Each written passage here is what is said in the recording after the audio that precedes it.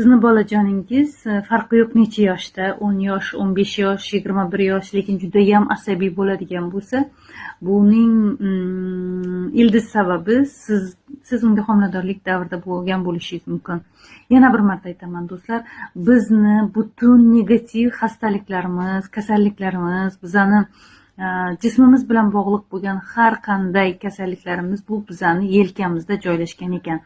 Demak, agar bolangiz asabiy bo'ladigan bo'lsa, bolangizga rasm bilan ishlagan paytida, bolajonim, men senga homilador bo'lishdan oldin o'sha 33 oy davr yoki homiladorlik paytimda otasi yoki onasi juda ham asabiylashgan bo'lsa, juda ham asabiy, nervniy bo'lgan bo'lsa, bu bolaga programmalashar ekan, ya'ni o'tar ekan avtomatik ravishda. Bolajonim, meni kechir.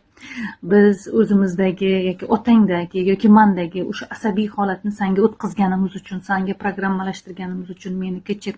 Men minnatdormanki yaratganga, senday yigit yoki qiz bizni farzandimiz bo'lganing uchun senga rahmat aytaman, tashakkur aytaman. Yana bir marta men sendan kechirim so'rayman va bu yelkangdagi mana shu bizdan o'tgan programmalarni hammasini to'rpoqqa qo'yib yuboramiz, yer sayyorasiga qo'yib yuboramiz yoki quyosh nurida eritib yuboramiz, farqi yo'q.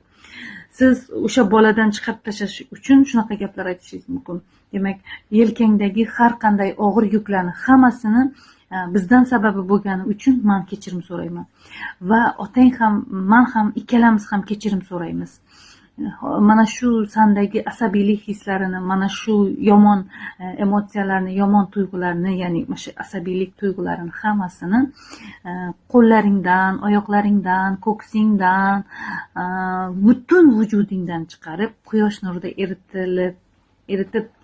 erib ketishiga ruxsat beramiz va seni vujudingdan ozod qilamiz. Mana shu gapni ayting. Seni vujudingdan har qanday asabiylikdagi hislarni san vujudingdan ozod qilamiz. Xullas, bolani rasm bilan gaplashgan paytingizda bu narsa sizga gaplar keladi, boshqa gaplar. Yana hamma ichingizdagi gaplarni aytib gaplashgan paytingizda ko'rasiz, bolangiz 21 kun ichida juda chiroyli natija oladi. Shifo bo'lsin azizlarim.